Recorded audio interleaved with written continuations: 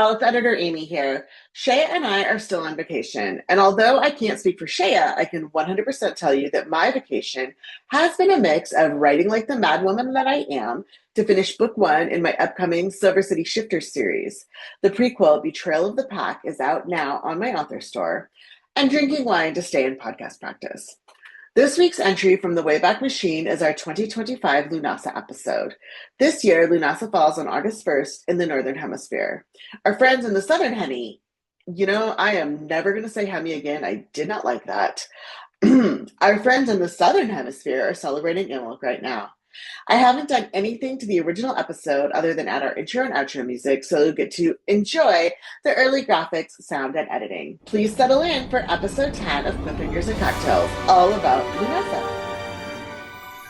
Welcome to Cliffhangers and Cocktails podcast with Amy Cecil and Shéa McLeod, USA Today best-selling authors of paranormal women's fiction, among other things.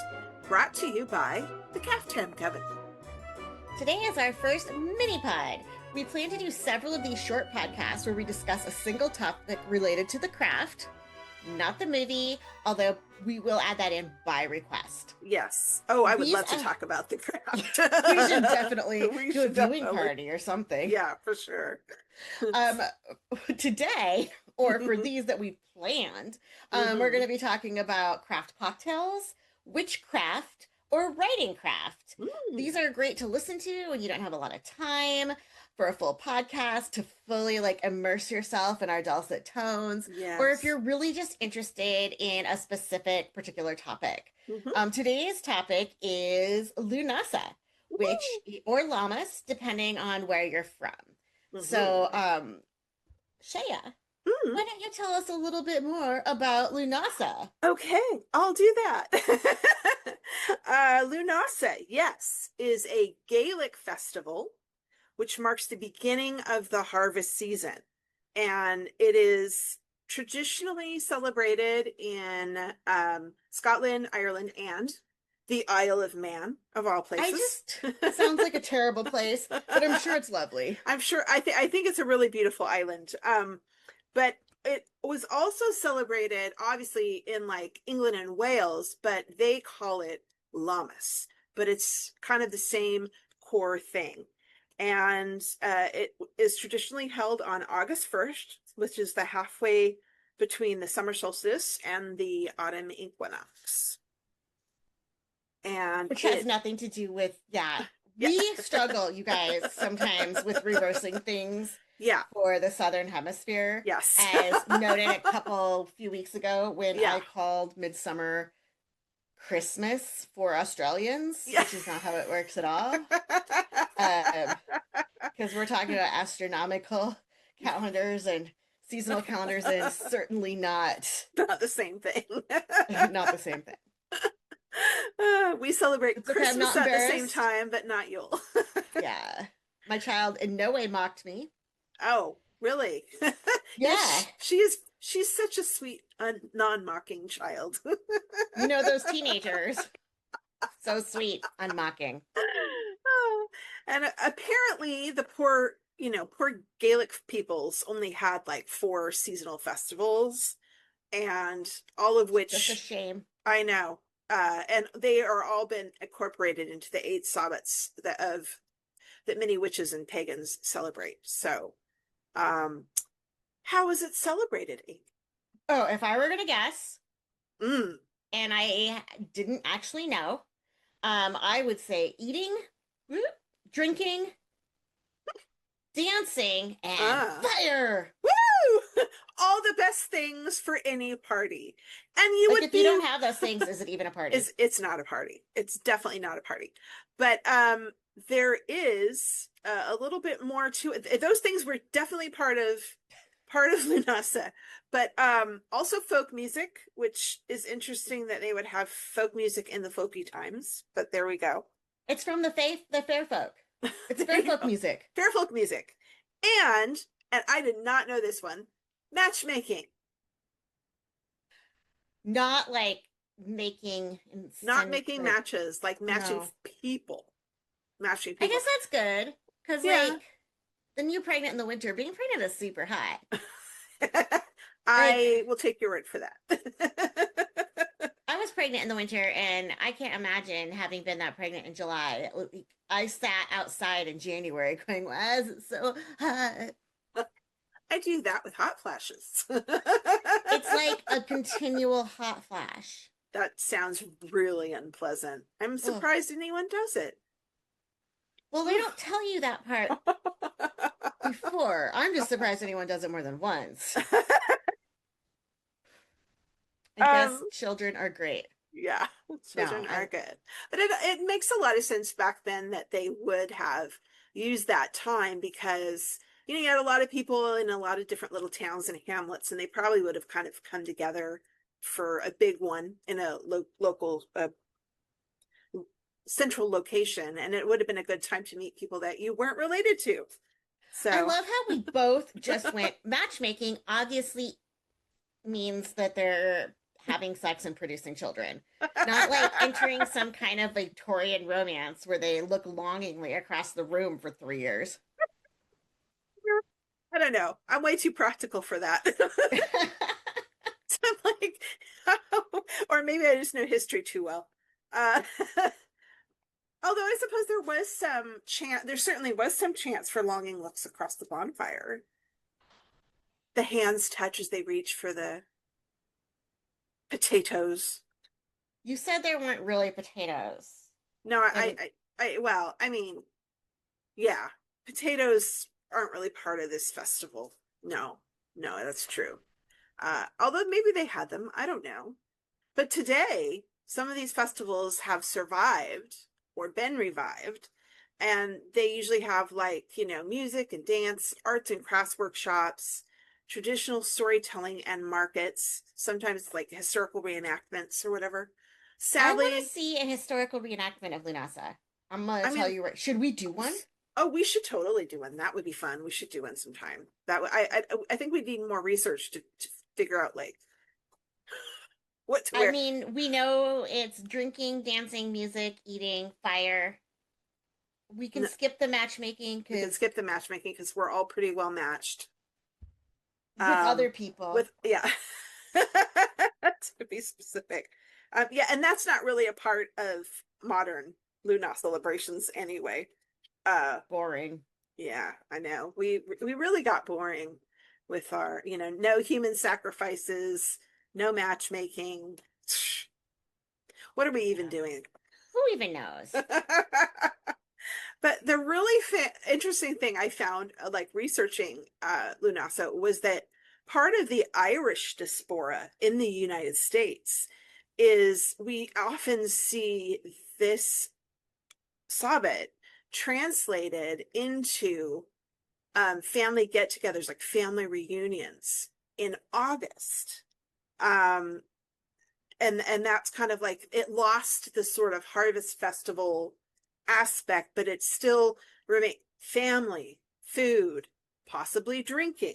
Depends on your family. Depends on your family.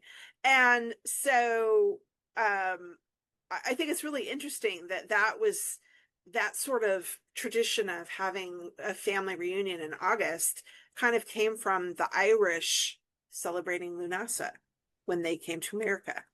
I think it's kind of fun to, I mean, like, that's when we did family reunions where I grew up, where there are, it wasn't super Irish. It was a lot of Scandinavians, German, Mm-hmm. um, traditions there, some English and Welsh. But that is family reunion time. And I'm Yep. guessing that part of it, and this is probably you maybe where it came from with the Irish who Mm-hmm. spread this tradition, is that it's between planting and the final harvest. The Yeah. sweet corn is ready, school is Mm-hmm. out of session, the days are long, and it's a great time to get together with Mm-hmm. family Absolutely. and feast. You can be outside Yes. and you don't have to worry about driving through snowstorms. Right. You've got long hours of sunshine. My family used to it was always August when we would have our family, or either very, very late July, I mean, late July, like the last weekend, or first weekend of August, usually was when we would have family reunions. And we always had this ginormous pot, like the size you could stick a small child in. But I thought you said there was no human sacrifice. well, no, I mean, you could. We didn't. We skipped that Sure. part. We Uh-huh. just put lots of ears of corn in there with some water and stuck it on the fire and Sure let you it did. just, yeah. And we Oh, had, who's the brand new cousin? Here you go, Lou. Here's your sacrifice. Got to sacrifice to Lou. And for witches, it's also a time of gratitude because, it's all about abundance and harvest. And it's a time for community because, community you need a community to bring in that harvest. And people would often, like, if they had extra, they'd share it out with the people in their community. Did you ever make corn husk dolls? I did. Ironically, it was in like vacation Bible school or Love something. that. I love how many pagan traditions are like, especially harvest ones, I think, got adopted. Uh-huh. And it's like, we're making corn husk dolls in church. That's fine. I've never done it, but I kind of want to try now. It's been it's been so many years. I know there was a trick to like how you had to fold it. It wasn't super difficult because obviously I was a young child, but yeah, there's a little trick to how you fold it or something. I'm sure there's like YouTube tutorials or something, but yeah, I should probably do one again because it's been a while. But of course, we're talking about corn because corn and bread are the symbols of Lughnasa. I used to make bread with my daughter every weekend. Every weekend we would make bread together. And then the pandemic hit, and my partner, who you will all meet very soon, mysterious, lost his job and became a full-time writer and a full-time bread baker. Not like a job, that was just a side hobby, I guess. But he made us bread like twice a week. We went through that homemade bread. Man. Like it was like, oh my gosh, so good. It was good. Sourdough starters, but like that bread that he would make was so yummy. Amazing. And it was easy. I was so lucky to be able to taste that bread. It was so good. It was good. Are you going to share? Like the simplest. Are you going to share that recipe with us so that we can all see how easy this bread is to make? I will do that. I will contact my partner and I will be like, please give me your secret family bread recipe. And he'll be like, I literally found it on the internet or something like that. Where the best historical family recipes come from. I'll put it in the show notes so everyone can have easy, delicious bread. I love making Irish soda bread for the reason that it is not only delicious, but very easy to make. I do make Icelandic bread, which is a lot heavier. Okay. And it goes so well with kjötsupa, which is a lamb soup that has root vegetables in it, like potatoes, which are not part of Lughnasa, but they are part of every happy day. Yes, they are indeed. My people are into the root vegetables. So are mine. I mean, I'm Irish. I mean, I'm more a corn girl than a potato girl. Like, I like pasta over potatoes, which I don't know what that says about my like Irishness part of me. I like gnocchi. But gnocchi is delicious, and that involves potatoes. So yes, there we go. There we go. Potatoes are the best individual food that has ever existed. They make the world go round. So right up there with fat bottom girls. That is right, and you better believe it. So in addition to making bread and corn husk dolls, it's the gathering, it's the playing of games, it's sitting around the fire with your community, and that transcends every tradition and every religion and every group. Is we celebrate with community and sharing food and stories. It's also a really great time of year to reflect on your personal accomplishments and figure out what you are grateful for that's happened in this year. What have you done awesome besides probably everything? And what do you need to let go of going to the next year? Whether it's a habit that no longer serves you, a relationship or a person that no longer uplifts you, a Mm-hmm. job, a country. Just saying, I'm Same. moving, and in less than a month, I will be in the place of Portugal. Amy likes to take her Lughnasa to the extreme. Yep, I'm cutting ties with the country. Um, it's also a great time to have a cinnamon ritual because it's the first of the month. And me being a kitchen witch, I always do my cinnamon ritual at the first of the month, which is super simple. A little bit of ground cinnamon in your hand, blow it through the front door, along with, you can either say it in your mind, or if you have like something you like to say, some sort of invitation to invite abundance into the house. And You blow it apparent into the house, not you out of the blow it, house. yeah, no, you blow it into the house because you're inviting the abundance in, the I money just wanted to in. make sure I was checking my cinnamon Yes. sticks in the right Yes. direction. So when you're chucking your cinnamon sticks, chuck them in the right direction. It's also like, um, in the old days, this would be a time where they would give some of that extra corn and tomatoes and whatever that they had to people in their community who were in need.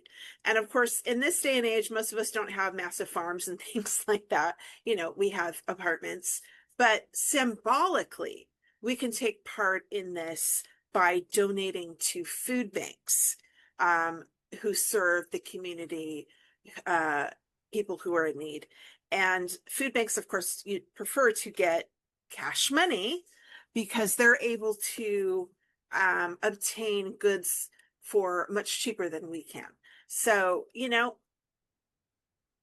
send a little money to your local food bank to help celebrate Lughnasa and thank the universe for the abundance that is in your life.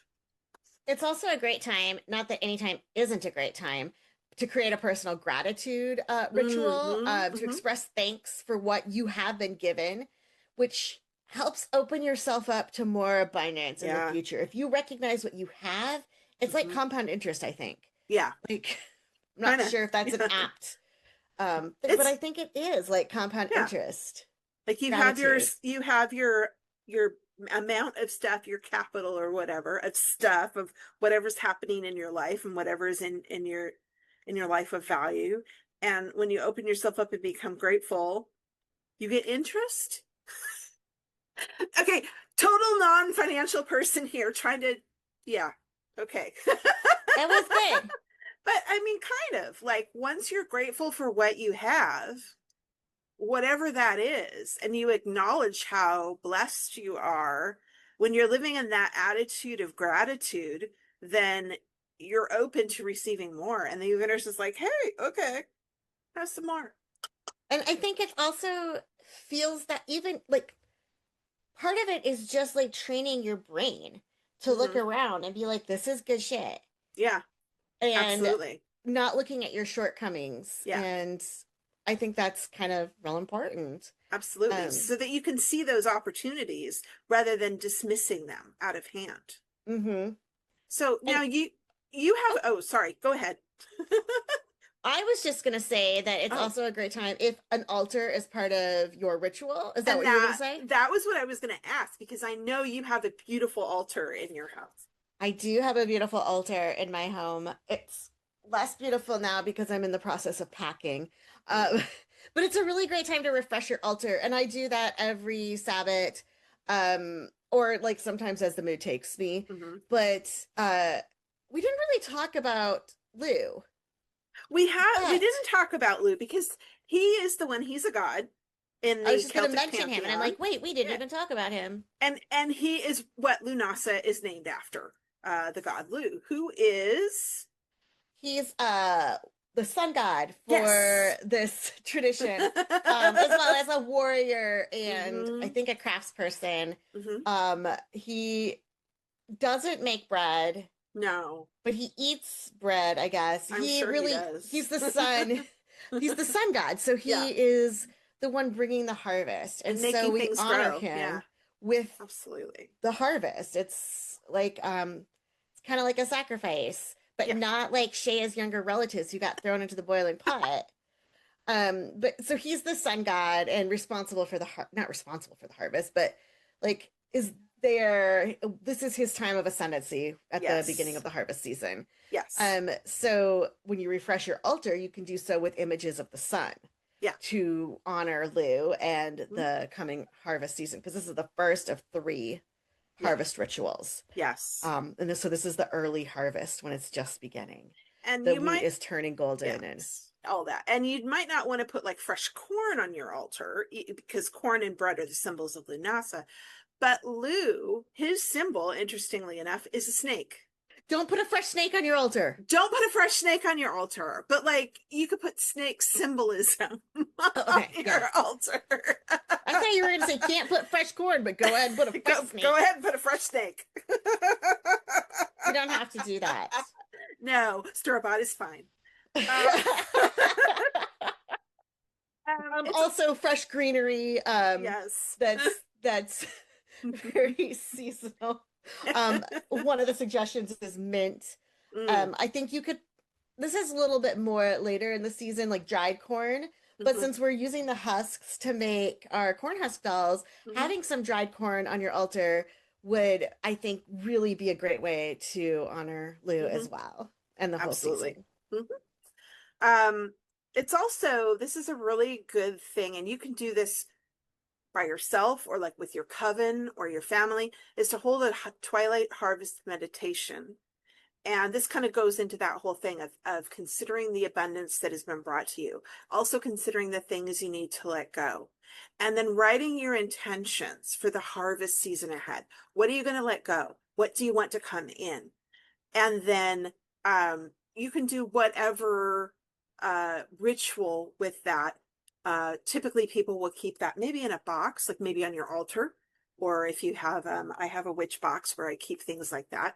And at the end, when you get to our last harvest festival, you can go through and kind of reassess and take stock of what you have, whether, those intentions that you set at the beginning of harvest. And I think everybody, obviously, there's no one path. There's no one true way. So you can't do it wrong. No. Generally speaking, unless you're putting live snakes on your altar. That's probably not wise. I mean, I guess if that's your thing. Yeah. But make sure everyone in your house is okay with it. Also, it's not going to stay on your altar, you guys. Anyway, wait, where was I going? Everyone does stuff different. There's no one path. Yes. You can't do it wrong. Right. It's all about intention. Intention. That's the biggest part of magic.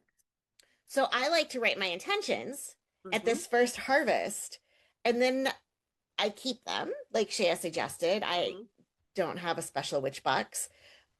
Oh, I can show you my all of a sudden I felt box. Like that was something dirty. No, see, here is my little witch that's box. Pretty. Yeah. Now I'm jealous of your witch box. You can get them on the river or, for not very much money. I'm not buying any more stuff, Shéa. Well, once you're in Portugal. But yeah, they're technically, I think it's like a tarot deck box or something like that. And they're just little lovely. I think this one was made in India and or something like that. Yeah, made in India. And it's just beautiful. And I don't have an altar. I have I have things scattered all over the place. So I don't have a central altar. So that becomes and I burn it. Yeah. Oh, that's great. The prayers up into the air. Prayers. Intentions. It's the same thing. It's the same. Come see, come saw. Alrighty. All right. So we have another special thing that you're gonna do right now, right? That's right. At this point, everybody has got to know about my extreme passionate love for Juliet Diaz's Seasons of the Witch Oracle decks. Yes. And the last ones are out now, so all eight Sabbats are recognized. So I just got my Llama deck, and that's what this one is called. And I just opened it, and this is the first time, you guys are the first people Virgin deck. Card. Words. You scared me with Virgin deck. So I have already shuffled because cards are real stiff when they're virgins. What she said. So I'm going to go ahead and cut. Woo. Oh, wait, Ooh. wait, wait, wait. Here's the cover Ooh, so of the pretty. deck. Ooh, so pretty. So we've got a bright orange sun, sunflowers and poppies and golden wheat in the fields. There's birds flying around. The sun looks kind of pissed off though. She's got a little red lipstick and great makeup, but she's like side-eyeing us. I don't know.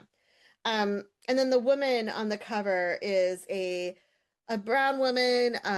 She's got white hair with flowers braided into it, a full red skirt, a white tank top. She's got wheat sticking out of her cleavage, Ooh. and she's got a snake wrapped around her arms. Well, there you Which I go. guess there Woo. goes my advice to not put snakes on your altar. You You put them on your bury arm. them. Yeah, And you stuff sheaves of wheat down your boobs. I like this. This is a new fashion thing. that sounds so itchy. Yeah, it really does. Because Okay, yeah. all right. Here's a card. Okay. Poetry. Ooh. Invoke your words for good and use them to uplift yourself and others. So here's Ooh. the card for people who can actually see this, which is probably not Okay. very many. Yeah, Um, okay.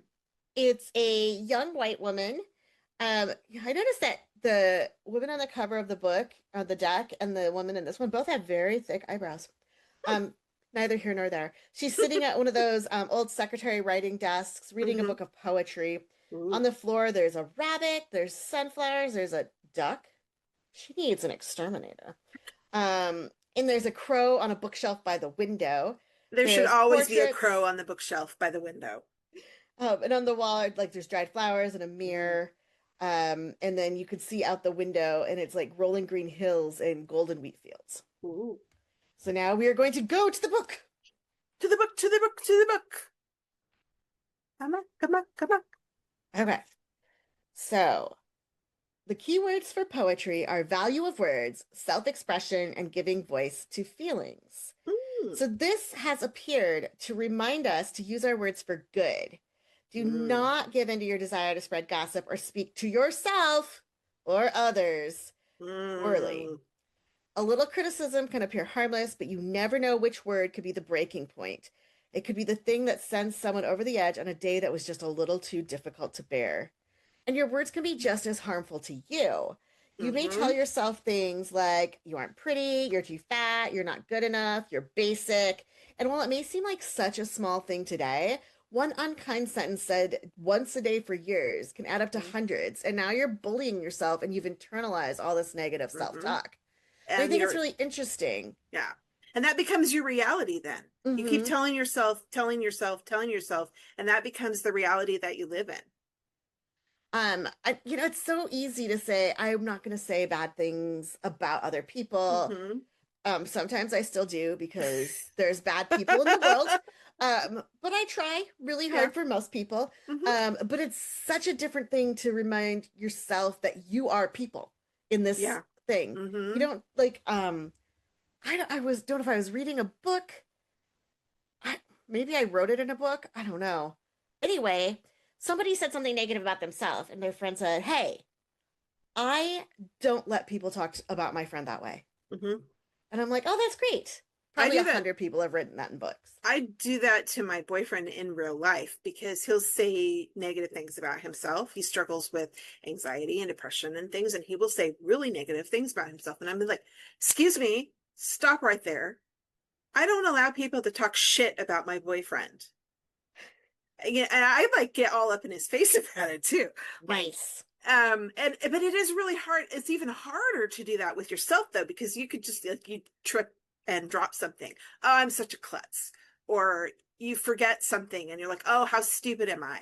You know, it seems like nothing, but it is like so, so negative, and it just sort of drills its way into your little brain. And then Yeah, it's yeah. not good. That Not doesn't good. happen to me. So anyway, moving on. You never trip. No. And I never call myself clumsy or No, talk never. negatively about myself when it comes to my gracefulness. So moving on. Writing a poem is an excellent way of expressing yourself and your emotions. It Mm-hmm. allows you to express your truth and helps you uncover hidden stories within yourself that would otherwise remain buried. If you're writing a poem for self-expression, focus on the topic you're exploring, whether it's joy or sorrow or longing or hope. Choose words that resonate with your heart and your feelings. Take your time with each word, phrase, verse, stanza. And remember, it doesn't have to be, your poet laureate material. No. Because we're not talking negative about ourselves right now. Right. And as 16-year-old Amy can tell you, poetry does not have to be good to make it into your beautiful book of poetry where it's really great and not emo and weird at all. So don't worry about the output, worry about the feeling your feels. Go into it. Feel these emotions, find these images, and it can help you let go. It can help you release things that are painful. And that goes so well with what you're talking about in terms of letting go of things that don't serve you. Yeah. This is a good way to delve into how you feel and let go of those things that don't serve you. Exactly. Outfits together. Love it. Love it when a plan comes together. All right, Mr. T. No, you wouldn't be Mr. T if you said that. No. I'm Mr. T. How are you, Mr. T? I don't know how to answer that. So confused. It's because of my bling. Oh, your bling. Yeah, okay. Oh, no. I'm not the crazy one. No, never said that. Nobody knows what we're talking about. Go watch the A-Team post haste. Do. Hey. Well, thank you so much for joining us for our first mini-sode. Oh, yes, thank you. Be sure to smash that like button. Share with your friends, rate, review. Subscribe, do all the stuff. And check the show notes for information about our deck and the recipe for the bread that I have to get from my partner. He's like world traveling right now, so we'll see. Ooh. Thanks for coming. See you next time.